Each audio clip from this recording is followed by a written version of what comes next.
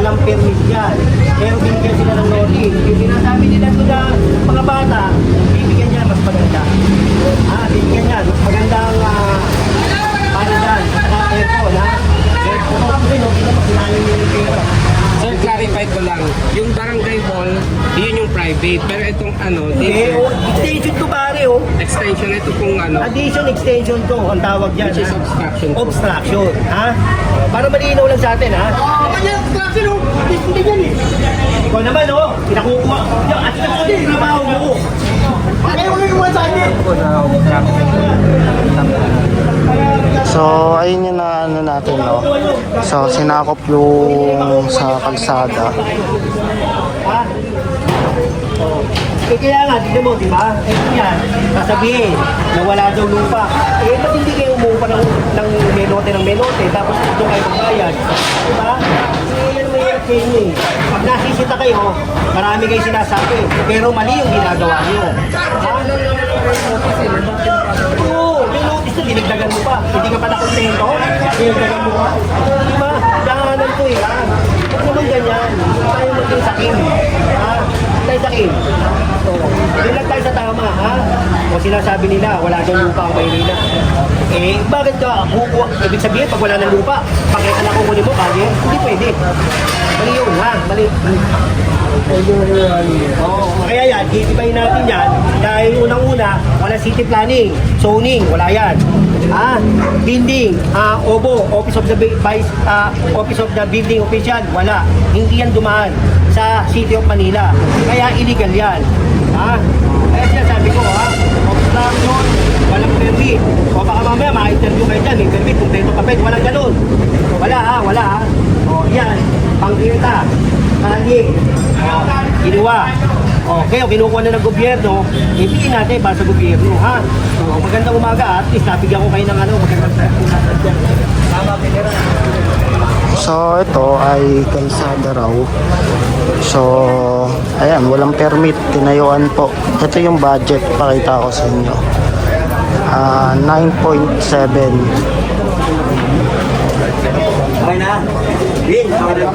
Ayan.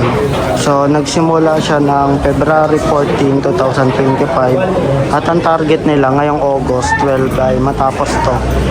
So, ano nga ba yung dinagdag? Itong babang side. Yung kulay green na nakikita nyo na yan, ayan po yung matagal na. Actually, matagal na yung barangay dito. So, dinagdagan lang itong baba. So, lumapad. So, ayun. Kaya napansin ng taong bayan kasi lumapad. So, obstruction. Sinakop pati yung kalsada.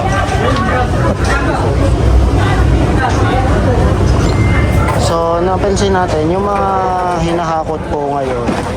Ayan po yung mga kagamitan. Na hindi pa kasi tapos ito, August 12 po. Yan pa lang yung target.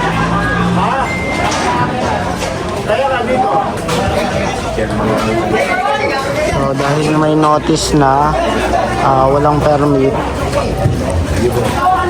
so tinala na, gigibain.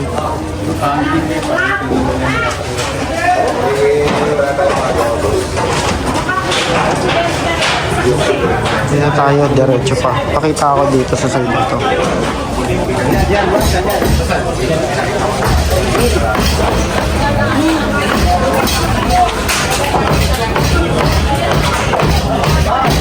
So, binabakbak na. So, binabakbak na doon sa second floor muna, sa pinakauna. Wala po kayo dyan, baka mapagsakan kayo. Sige na, pakiusap lang po. Yun! Tapos ito, tatanggalin. Nagulat yung mula, wala namang tumaga na sasakyan. Ay, kabila naman, dito sa dulo, unahin nila. Wala tayong reklamo. Oh, paano ko talaga yun?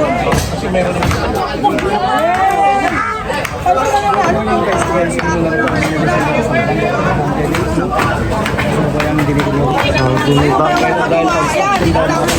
Binibak na.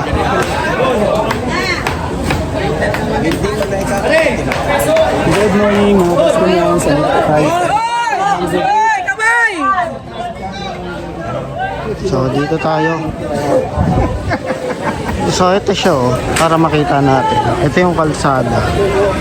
So, medyo nasakop ng konti itong kabila.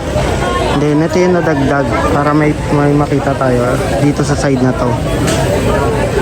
Ayan. So, ayun yung nadagdag. Pero dati na raw na may barangay po dito. Ilang taon na. So, tinuloy yung pag-iba po dito.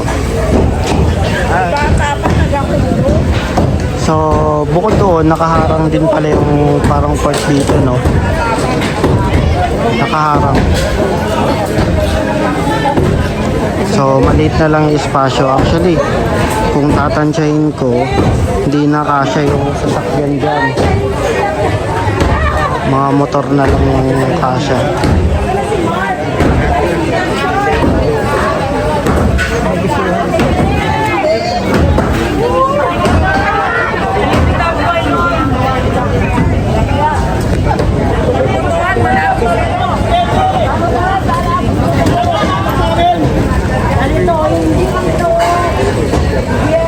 So, inauna nila dito yung sa kaliwang side.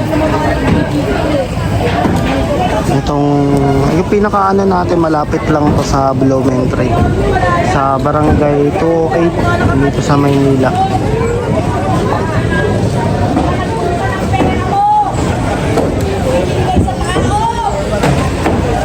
Ayan, so ito yung ginigiba. So dahil nga alam ko daanan talaga to sa mga ganito pero hindi na siya nadadaanan, no? Then naharangan na rin. Pero sinasabi nila is other side is private daw to. Pero parang hindi siya private parang daanan talaga siya na nasakop lang. Hindi lang bangkay tayo nasakop din yung kalsada.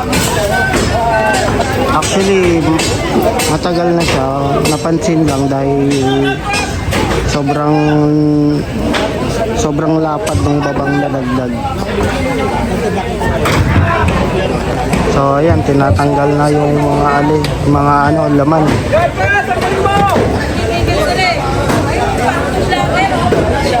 So, ano pala dyan, parang daycare siya, school siya ng mga bata. So kaya marami ring galit at ayaw nila ipagiba. So kanina na kahit may notice nga merong school na nangyayari kanina, no. Pero in-aware naman sila na gigibay niya yung araw to. At napag-usapan na kaya tinuloy po ngayon.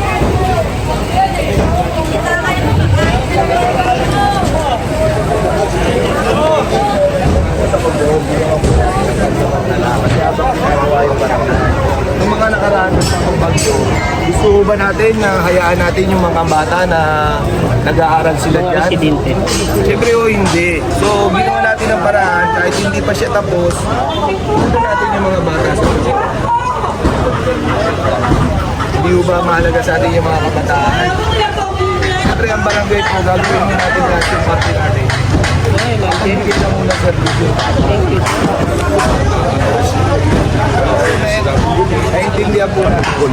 Doon sa mga daycare na. Kagaya po niya, meron po tayong 40 bata ho na nag-aaral dyan. Saan po natin ililipat dyan? Saan po natin ililipat dyan? Kaya parating dito mamaya yung para Okay lang naman po. Kasunin niyo yun kaya susunod po tayo. Wala naman yun tayo against school.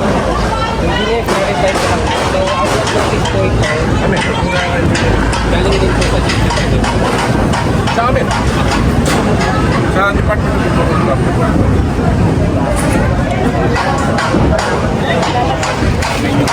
So pati itong court yung ring nakaharang din kasi. So aalisin nila.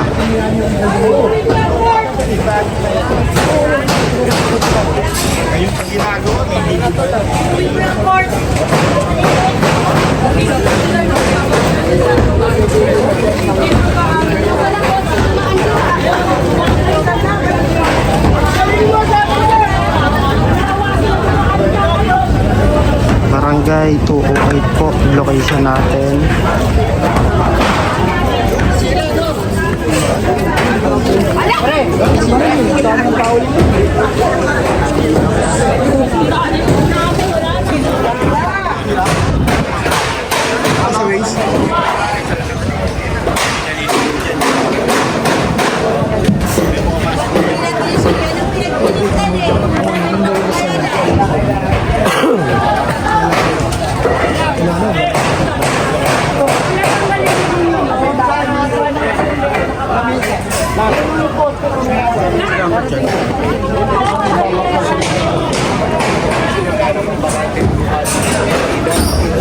So, ayan.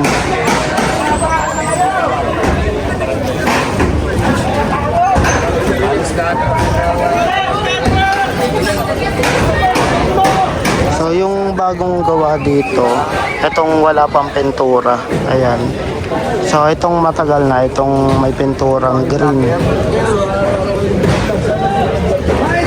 Yung vending machine mo, baka makakuha yan. Isan mo, guys.